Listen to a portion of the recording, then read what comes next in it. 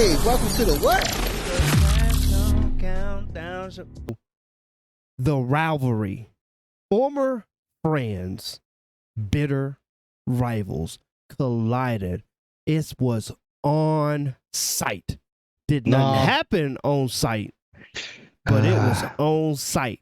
They did a lot of what? Let's see what happened in this rivalry. They did a lot of they did some laughing.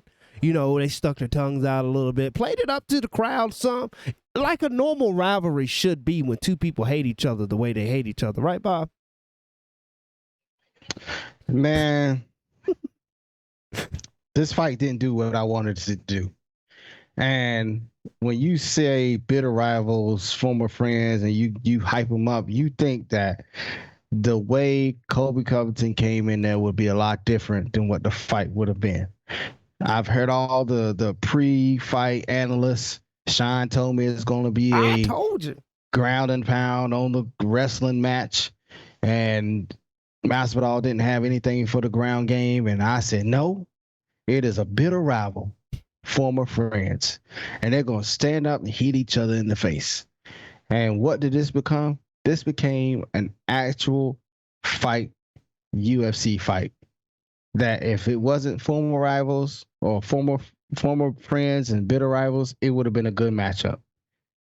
But you would thought that all that bad blood would have came to play, but it did not. And it really it got me to a point where I didn't scoot in my seat. And I apologize to everyone that I got excited to watch this fight because it wasn't as exciting as it could have been. Masvidal came in there to knock his head off, and Colby came in there to fight the fight that you're supposed to fight against a matchup like that. And that's all I really have to say about that situation. Let's take a step back. You said Masvidal came in there to knock his head off.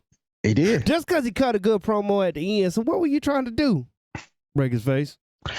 No, man. He really did try to break his face. Did you not see him put him down on the ground? Oh, okay. So besides this one butt scooting moment in the fight, right? Where man, we was like, ooh, off switch. Listen, I need you to understand. He made it clap. He said he hit him with that ski wee. Oh. And so besides that though, the round's over. He like, hey, what's up, crowd? Y'all doing good? I'm like, man, I thought we hated this dude on the other side. Ain't nobody happy right now. Like, I wasn't happy. Or he punched him in the face. He's like, you ain't got nothing, brother. And I'm like, what is that? What did Michael Bisping say 47 times before this fight happened? He said, guys, I swear to you, this is the biggest rivalry and these guys hate each other and all this, that, and the other. This was a really good UFC fight from two people that signed a contract to go up and fight each other. It was. If you take all the bad blood aside, this was a great fight. Yeah. But with the bad blood, when Conor and I had to say this too. Is Conor the most on-site motherfucker in the UFC? He gotta be. He went on the bus. At the bus. He ain't care who was on the bus. He was like, I just pay the bills later. Who cares? But when Conor and Khabib was about to fight, when they was coming out to the middle, did you feel in your heart like they might start fighting right now? So here's the other thing about Conor too. Conor was playing the game. And he is the most on-site individual. He was playing the game. He's a crazy individual. But the difference is that he got Khabib so riled up that after the fight, Khabib went out of his team. His team went out of Conor. That's on site. Yeah, that's on site. You exactly right. Conor was just laid down, just disappointed, and all of a sudden here comes a team member trying to punch him in his face. All the coaches in the ring standing there talking to each other. Hey, buddy, you had 25 minutes to do this fight. That's what they talking about. And everything is. Khabib said, I beat his ass, and I'm gonna beat your ass too. And he eagle dived out the. Now we don't condone jumping out and fighting in the crowd. We don't. I do. But if two people hate each other that bad that it boils over to that, I understand.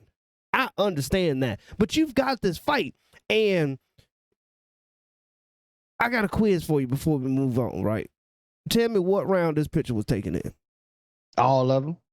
Every last one of them. There ain't a single round where we wasn't in this position, and it is a testament to if your name is not Kamaru Usman at 170, you're not beating Colby Covington.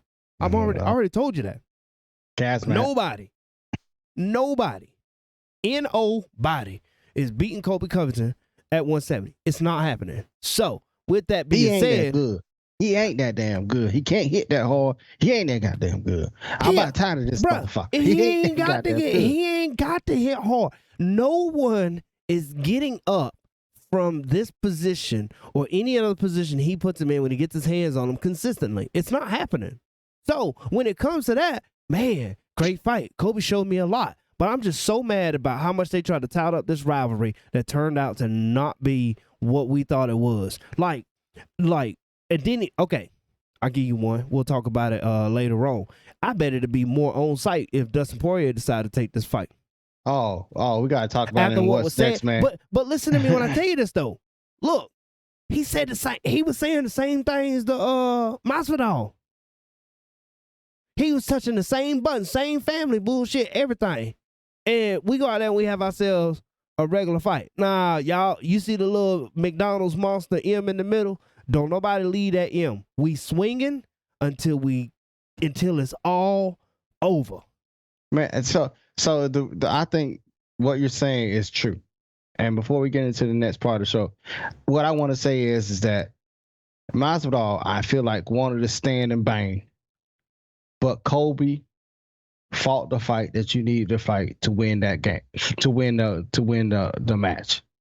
So I feel like Masvidal came in with the bad blood to knock his ass out, and Colby was like, "I'm gonna fight my fight. I'm not finna stand in the middle of this ring and fight Jorge. I know he has hands to beat me.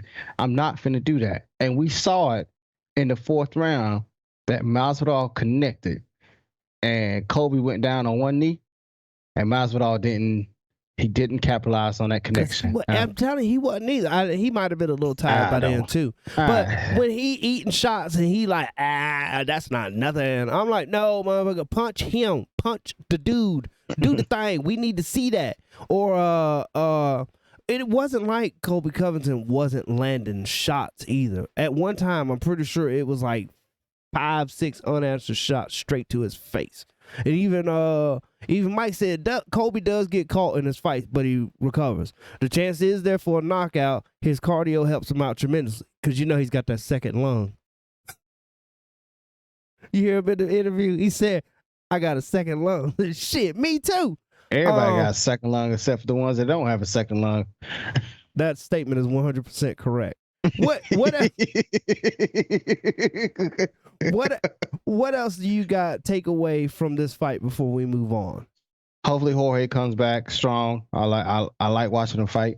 I love his persona. I love his charisma.